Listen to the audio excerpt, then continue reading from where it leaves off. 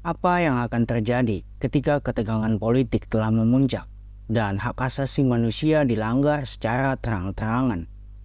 Pada tahun 1998, di tengah krisis politik Indonesia, sebuah kelompok rahasia bernama Tim Mawar terlibat dalam aktivitas penculikan para aktivis.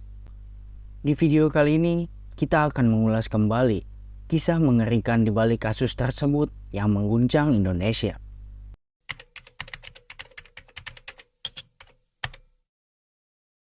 Tahun 1998 adalah tahun yang penuh gejolak di Indonesia. Krisis finansial Asia telah mengguncang ekonomi negara. Krisis tersebut menyebabkan nilai inflasi melonjak tinggi, angka pengangguran yang merebak luas, dan kelangkaan barang terjadi di mana-mana. Ketidakstabilan ekonomi ini memicu rasa ketidakpuasan terhadap pemerintahan Orde Baru di bawah pimpinan Presiden Soeharto. Gelombang demonstrasi dan protes besar-besaran yang dipimpin oleh pihak mahasiswa dan kelompok reformis menuntut reformasi politik dan pengunduran diri Soeharto setelah menjabat selama 32 tahun sebagai seorang presiden nih geng. Suasana di seluruh negeri sangat tegang dan sangat mengerikan, dengan kekacauan yang merambah ke berbagai aspek kehidupan masyarakat.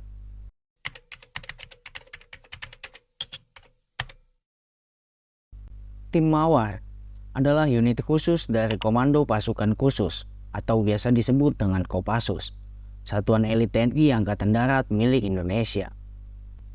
Unit ini dibentuk dengan misi rahasia untuk menangani ancaman terhadap stabilitas pemerintahan dengan penanganan yang seringkali dilakukan secara brutal nih geng. Tim Mawar dikenal karena keterampilannya dalam operasi-operasi rahasia dan seringkali terlibat dalam tindakan-tindakan represif dalam kasus pengendalian sosial nih geng. Nama Tim Mawar sendiri merupakan sebuah kode untuk unit ini. Dan mereka dikenal karena metode operasinya yang sangat rahasia dan tidak konvensional.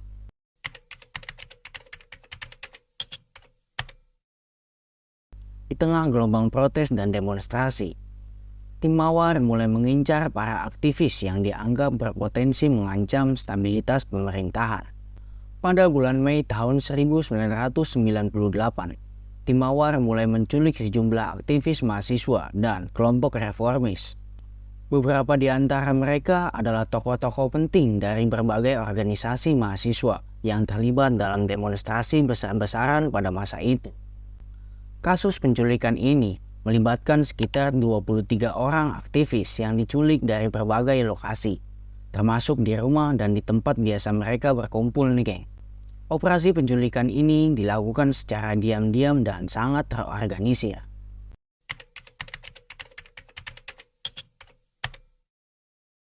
Selama periode tahun 1997 sampai tahun 1998, Komisi untuk Orang Hilang dan Korban Tindak Kekerasan atau bisa disingkat dengan Kontras melaporkan bahwa 23 orang telah diculik oleh Tim Mawar.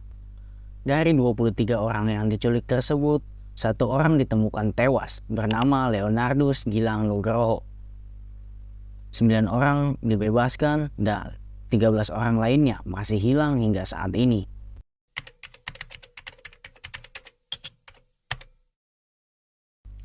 Investigasi resmi mengenai kasus penculikan ini dilakukan oleh Komisi Nasional Hak Asasi Manusia atau biasa disebut dengan Komnas HAM yang dibentuk pada tahun 1998 untuk menangani kasus pelanggaran hak asasi manusia di Indonesia nih geng.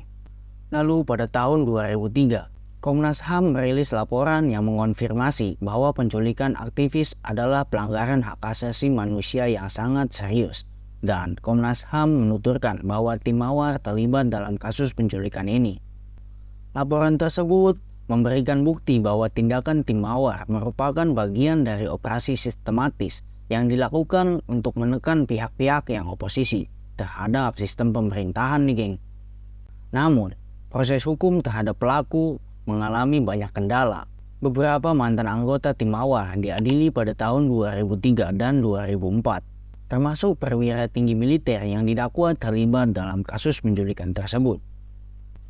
Meski begitu, banyak dari mereka yang merasa bahwa proses peradilan sangat tidak memadai, dan mereka merasa kecewa karena ada sejumlah pihak yang juga ikut terlibat namun tidak diadili nih geng.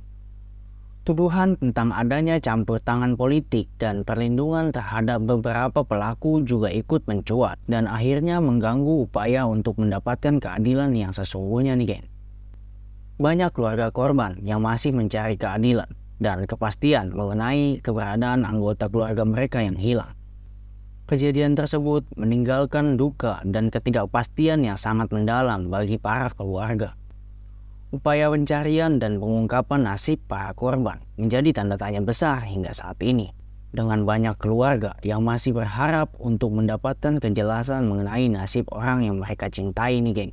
Kisah Tim Mawar dan kasus penculikan para aktivis pada tahun 1998 tersebut adalah bagian gelap dari sejarah politik Indonesia yang mengingatkan kita tentang kekejaman dan pelanggaran hak asasi manusia yang dapat terjadi dalam situasi krisis politik nih geng. Meskipun ada beberapa pelaku yang telah diadili, perjuangan untuk mendapatkan keadilan bagi para korban dan reformasi sistem hukum terus berlanjut. Kisah ini adalah pengingat bagi kita tentang pentingnya memelihara prinsip-prinsip hak asasi manusia dan keadilan sosial di setiap aspek pemerintahan. Mungkin sampai di sini aja sedikit kisah yang bisa gue bagikan kepada kalian tentang betapa mengerikannya kejadian pada waktu itu. Dan kita semua berharap ada kejelasan tentang keberadaan para korban yang masih hilang hingga saat ini. Kita ketemu lagi di video selanjutnya. See you.